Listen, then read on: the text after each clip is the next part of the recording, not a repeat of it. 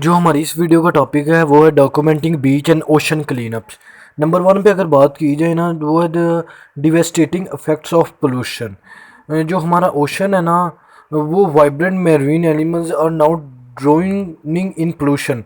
जैसे कि plastic waste हो गया, केमिकल पोल्यूटेंट्स हो गए और डिस्कार्डेड डेब्रिज हो गया, वो ट्रांसफॉर्म कर रहे हैं बीचेस को और लैंडस्केप्स को इनटू एन इकोलॉजिकल डिजास्टर में।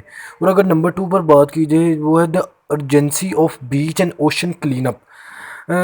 अगर हम फैक्ट्स और डाटा की बात करें तो एक according to the ocean conservancy, our 8 million metric tons of plastic enter our oceans every year। ये जो प्लास्टिक है ना, सिर्फ थ्रेट नहीं काज करता मेरीन लाइफ को, बल्कि डिफरेंट वेज में ये फूड चेन को भी इफ़ेक्ट करता है और ह्यूमन हेल्थ को भी। तो नंबर थ्री पे बात कीजिए, वो है the unsung heroes.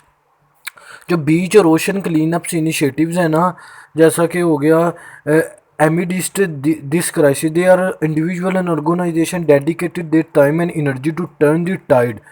We made passionate volunteers who are taking part in beach cleanups, meticulously cleaning trash and restoring the natural beauty of coastal areas। और आगे बात कीजिए, वो है community engagement and collaborative efforts. ये जो क्लीन अप एफर्ट्स है ना, ये सिर्फ ट्रैश को नहीं कम कर सकती, बल्कि हमें एक foster sense of community engagement भी बिल्ड करनी पड़ेगी, अवेयरनेस राइज करनी पड़ेगी। इम्पोर्टेंस किसके मतलब है, about the importance of preserving our oceans. हम by joining forces with local communities organisations are creating a powerful movement और चेंज।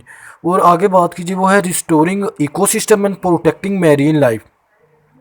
ये जो है ना, the positive impact of beach and ocean clean up goes behind cleaning up the environment. ये ecosystem को restore करने में हेल्प कर सकते हैं और मेरीन लाइफ को एक चांस दे सकते हैं कि वो दोबारा से थ्राइव कर सके।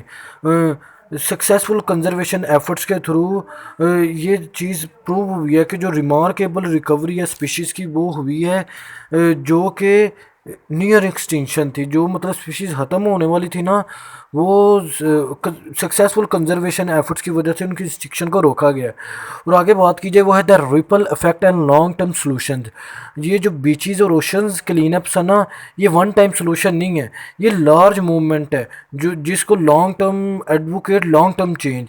जो एक्सपर्ट है ना, वो डिस्कस करते हैं about the importance of sustainable practices, जो वेस्ट को रिडक्शन करना और रिस्पॉन्सिबल कंज्यूमर चॉइस, ताकि पोल्यूशन को प्रिवेंट किया जा सके उसके सोर्स पर ही। और अगर बात कीजिए ना, ये जो सारा मतलब सीन है ना, ये हमें रिमाइंड करता है कि जो इम्पेंस पावर है एक इंडिविजुअल होल्ड करता है ताकि वो अपने ओशन को बचा सके। पार्टिसिपेटिंग इन बीच और ocean clean up, supporting conservation organisation and making conclusion decision in our daily lifes, हम सब कलेक्टिवली मिलकर एक सिग्निफिकेंट इम्पैक्ट प्रोड्यूस कर सकते हैं।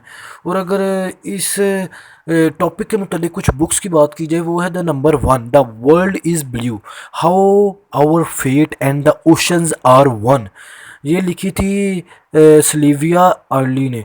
ये जो बुक थी ना, वो हमें रिनाउंड करती है कि जो मेरीन बायोलॉजिस्ट है ना, वो सिल्विया अर्ली, वो एक्सप्लोर करती हैं कि जो ओशन की स्टेट्स हैं ना, और उनके जो इंसाइट्स हैं कि कैसे हम प्रोटेक्ट और प्रिजर्व कर सकते हैं ओशंस को।